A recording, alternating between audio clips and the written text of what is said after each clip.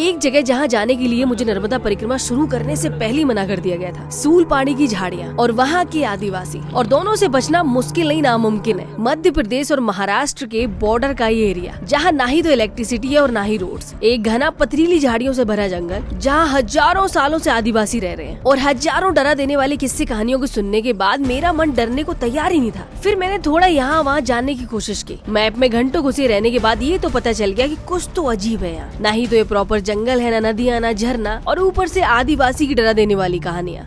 यहाँ से शुरू हुई थी परिक्रमा अमरकंटक से। यहाँ से चलते हुए हम लोग जबलपुर से बरमान, करेली, पिपरिया वगैरह ये सब होते हुए ओमकारेश्वर पहुँचे। अरे क्यों तूने गलत बताया?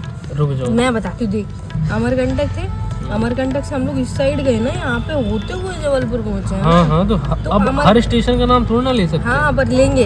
हम बड़वानी आ चुके, और बड़वानी के बाद वही जगह है जहाँ मैं आना चाहती थी और सब मुझे मना कर रहे थे, यानी कि सूलपानी की झाड़ी। ये देखिएगा, ग्रीन मतलब होता है जंगल। एक ही जगह थे यहाँ पे बीच में, अब यहाँ पे है ये बहुत बड़ा जंगल है, सूलपानी की झाड़ी। असल में ये जो एरिया है बड़वानी और बड़वानी अलीराजपुर, ये आज भी देश के सबसे गरीब एरियाज में से एक है। Alirajpur is the poorest district in India. आदिवासी रहते थे, तो यहाँ पे शुरू से ही किल्लत रही है, पैसे की, खाने की, हर चीज़ की दिक्कत रही है। तो इसी वजह से जो उनको मिलता था वो लूट लेते थे आदिवासी। पर आज वो सब नहीं है, आज सब ठीक ठाक। फिर भी लोगों के अंदर डर बैठा हुआ है। हमसे कई लोगों ने कहा कि आप उधर मत जाना, आप बस ले लेना। मतलब हम झाड़ियों में ही चलेंगे, क्योंकि रोड पे चलने में एक तो क्या होता है ना, कंक्रीट की जो रोड होती है वो हीट करती है, गर्मी में बहुत रिफ्लेक्ट होकर सीधे हमारे ऊपर आएगी, हीट निकलती है। झाड़ियों में क्या है ना, उतनी गर्मी लगेगी। नर्मदा जी लेकिन झाड़ी में एक बार फंस के हम देख चुके हैं। अरे माँ कसम।